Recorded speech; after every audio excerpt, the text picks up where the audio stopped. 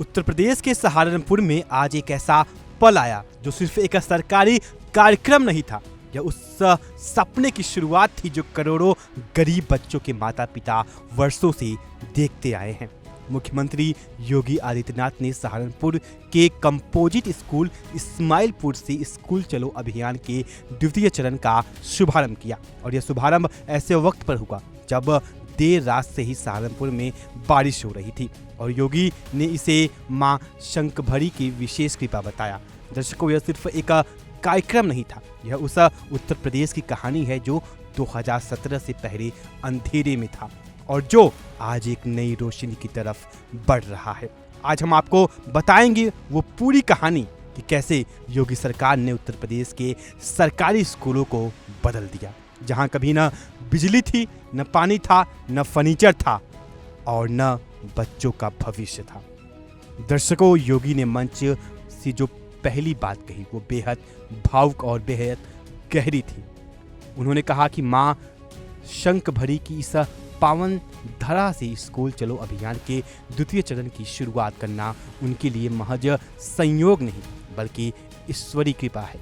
उन्होंने कहा कि रात से ही हो रही बारिश यह किसानों के लिए राहत है, गर्मी से झुलझे लोगों के लिए सुकून है और अन्न के भंडार भरने का संकेत है। दर्शकों, यह वो नेता है जो सरकारी मंच पर भी अपनी आस्था, अपनी संस्कृति और अपनी मिट्टी से जुड़ाव नहीं भूलता। और यही वो बात जो योगी जी को बाकी नेताओं से अलग करती है।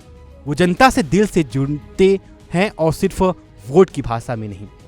तो राष्ट्र प्रगति के पथ पर अग्रसर होता है और उसी दायित्व का निर्वहन करने के लिए आज हम सब सहारनपुर में आए हैं। मां शाकंभरी की असीम कृपा है। स्कूल चलो अभियान तात्कालिक बरसात से परेशानी जरूर हुई होगी, लेकिन मौसम कितना सुहावना और शानदार हो गया है। जैसे मंचीय कार्यक्रम प्रारंभ हुआ, बरसात बंद हो गई, यानी ये अच्छी शुरुआत है। और मैं सहारनपुर वालों से भी, पूरे जनपद वासियों से भी, हर जनप्रतिनिधि से, हर ग्राम प्रधान से, हर क्षेत्र पंचायत समिति के सदस्य से, हर जिला पंचायत सदस्य से, हर पार्षद से, हर शिक्षक से, हर एमएलए एमपी से, हर एक नागरिक से और समाज जीवन के किसी भी क्षेत्र में कार्य कर रहा हो, सबसे मेरी अपील होगी स्कूल चलो अभियान को एक जन आंदोलन का हिस्सा बनाएं। लेकिन दर्शकों, इस पूरे कार्यक्रम का सबसे महत्वपूर्ण हिस्सा वो था जब योगी ने शिक्षा की भूमिका को देश और समाज के निर्माण से जोड़ा। उन्होंने कहा, व्यक्ति हो, समाज हो या राष्ट्र, इन सब की आधारशिला शिक्षा है। दर्शकों, यह वाक्य सुनने में सरल लगता है लेकिन इसकी गहराई असाधारण है। जब कोई मुख्यमंत्री यह कहता है कि शिक्षा से ही अच्छे समाजसेवी बनेंगे, अच्छे शिक्षक बनेंगे, अच्छे इंजीनियर बनेंगे, अच्छे चिकित्सक बनेंगे, अच्छे न्यायिक अधिकारी बनेंगे, तो वो सिर्फ भाषण नहीं दे रहे, वो एक ऐसी नींव की बात कर रहे हैं जिस पर आने वाले कई दशकों का भारत खड़ा होगा। और उस नींव को बनाने का काम योगी सरकार ने पिछले 7-8 सालों में किया है। और अब आते हैं उस हिस्से पर जो सबसे ज़्यादा चौंकाने वाला है और जो बताता है कि 2017 से पहले उत्तर प्रदेश के सरकारी स्कूलों की हालत कितनी बदतर थी। योगी ने खुद कहा, 2017 में बेसिक शिक्षा परिषद के केवल 36% विद्यालय ही सही ढंग से संचालित हो पा रहे थे। 36%, यानी 64% सरकारी स्कूल पूरे 2/3 सही तरीके से नहीं चल रहे थे। उन स्कूलों में पेयजल नहीं था, फर्नीचर नहीं था, लाइब्रेरी नहीं थी, मिड डे मील की व्यवस्था ढंग से नहीं थी और सबसे बड़ी बात, स्कूलों में बिजली तक नहीं आती थी। दर्शकों, जरा सोचिए, जिस प्रदेश में देश की सबसे बड़ी आबादी रहती है उस प्रदेश के सरकारी स्कूल अंधेरे में डूबे थे। गरीब बच्चे उन स्कूलों में जाते थे जहां न बैठने की जगह थी, न पीने का पानी था, न खाने का इंतज़ाम था। यह किसकी जिम्मेदारी थी? उन सरकारों की जो दशकों तक उत्तर प्रदेश में सत्ता में रही और जिन्होंने शिक्षा की जगह सिर्फ वोट की राजनीति की।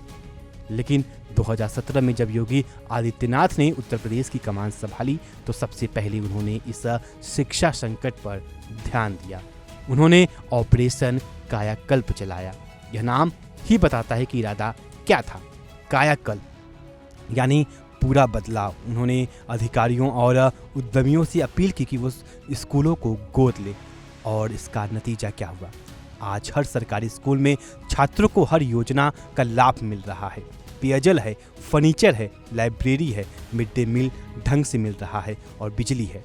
36% से शुरू हुई यह यात्रा आज एक ऐसे मुकाम पर है जहां सरकारी स्कूलों में बच्चों की संख्या बढ़ रही है और लोग अपने बच्चों को सरकारी स्कूल भेजने में शर्म महसूस नहीं करते। यह बदलाव छोटा नहीं है दर्शकों, यह क्रांति है। और योगी ने शिक्षकों के लिए भी बड़ी बातें कही। उन्होंने शिक्षा मित्रों के मनदेय में बढ़ोतरी की बात कही, शिक्षकों के लिए कई योजनाओं का जिक्र किया, लेकिन साथ ही उन्होंने शिक्षकों को एक जिम्मेदारी भी दी और यह जिम्मेदारी बेहद अहम है। उन्होंने कहा कि अगले 15 दिन शिक्षकों को मेहनत करनी होगी, हर घर जाना होगा, हर बच्चे का नामांकन स्कूल में कराना होगा।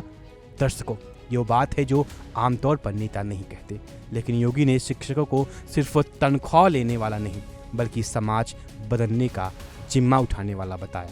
जब शिक्षक घर घर जाएंगे, माता पिता को समझाएंगे, बच्चों को स्कूल लाएंगे, तभी असली स्कूल चलो अभियान सफल होगा।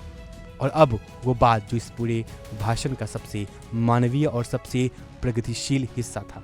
योगी ने कहा, शिक्षकों को अब स्कूलों में बच्चों को पीटना नहीं है, बल्कि कविताओं के माध्यम से बच्चों को सिखाने की नई पद्धति को जन्म देना होगा।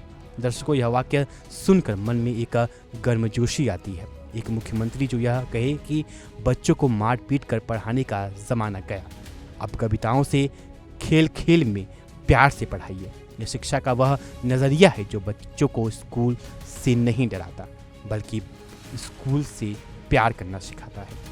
और जब बच्चा स्कूल से प्यार करेगा तभी वो पढ़ेगा, तभी वो सीखेगा और तभी वो देश का भविष्य बनेगा।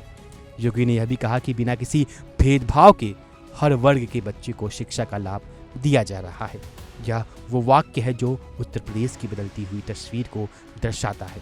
पहले जो सरकारें आईं उन्होंने जाति के आधार पर, धर्म के आधार पर, क्षेत्र के आधार पर भेदभाव किया। कुछ समुदायों के बच्चों को प्राथमिकता मिलती थी, कुछ के बच्चे पीछे छूट जाते थे, लेकिन योगी सरकार ने यह भेदभाव खत्म किया और सरकारी स्कूलों के दरवाजे हर बच्चों के लिए बराबर खोले, चाहे वो हिंदू हो या मुसलमान, चाहे वो ऊंची जाति का हो या नीची जाति का। हर बच्चे को एक ऐसी शिक्षा, एक ऐसी सुविधाएं और एक ऐसा सम्मान चाहिए। और दर्शकों, योगी ने एक और बड़ी बात कही जो शिक्षा के प्रति उनकी सोच को दर्शाती है। उन्होंने कहा कि हर बच्चा आत्मविश्वास के साथ आगे बढ़े और अपनी शिक्षा पूरी करके देश हित में सहयोग दे। आत्मविश्वास के साथ, यह दो शब्द बेहद महत्वपूर्ण है, क्योंकि एक गरीब घर का बच्चा जब सरकारी स्कूल जाता है तो उसके मन में ही हीन भावना होती है। उसे लगता है कि उसके स्कूल की पढ़ाई प्राइवेट स्कूल से कम है। लेकिन जब सरकारी स्कूल में अच्छी सुविधाएं हों, अच्छे शिक्षक हों और पढ़ाई का स्तर ऊंचा हो तो वो बच्चा आत्मविश्वास के साथ आगे बढ़ता है और वही बच्चा कल का इंजीनियर बनता है, डॉक्टर बनता है, अफसर बनता है और देश का निर्माता बनता है। दर्शकों, स्कूल चलो अभियान सिर्फ एक सरकारी योजना का नाम नहीं है, यह एक सामाजिक आंदोलन है। यह वो आंदोलन है जो यह कहता है कि उत्तर प्रदेश का कोई भी बच्चा शिक्षा से वंचित नहीं रहेगा। यह वो आंदोलन है जो कहता है कि गरीबी शिक्षा की राह में दीवार नहीं बनेगी। यह वो आंदोलन है जो कहता है कि हर माता पिता की यह जिम्मेदारी है कि वो अपने बच्चों को स्कूल भेजें और सरकार की यह जिम्मेदारी है कि उस स्कूल में सब कुछ बेहतरीन हो। और योगी सरकार इस दोहरी जिम्मेदारी को पूरा कर रही है। एक तरफ स्कूलों को बेहतर बना रही है, दूसरी तरफ बच्चों को स्कूल लाने का अभियान चला रही है। दर्शकों, यह वो उत्तर प्रदेश है जो बदल रहा है, वो प्रदेश जिसे कभी बीमारू राज्य कहा जाता था, जहाँ न सड़कें थी, न बिजली थी, न सुरक्षा थी, न शिक्षा थी। वो प्रदेश आज देश का ग्रोथ इंजन बन रहा है। 9 लाख युवाओं को सरकारी नौकरी मिल रही है। 96 लाख से ज़्यादा MSME इकाइयाँ 3.25 करोड़ लोगों को रोजगार दे रही है। अयोध्या से काशी तक धार्मिक पर्यटन नई ऊंचाइयों पर है और अब शिक्षा के क्षेत्र में भी वो क्रांति आ रही है जो आने वाले पीढ़ियों की जिंदगी बदल देगी।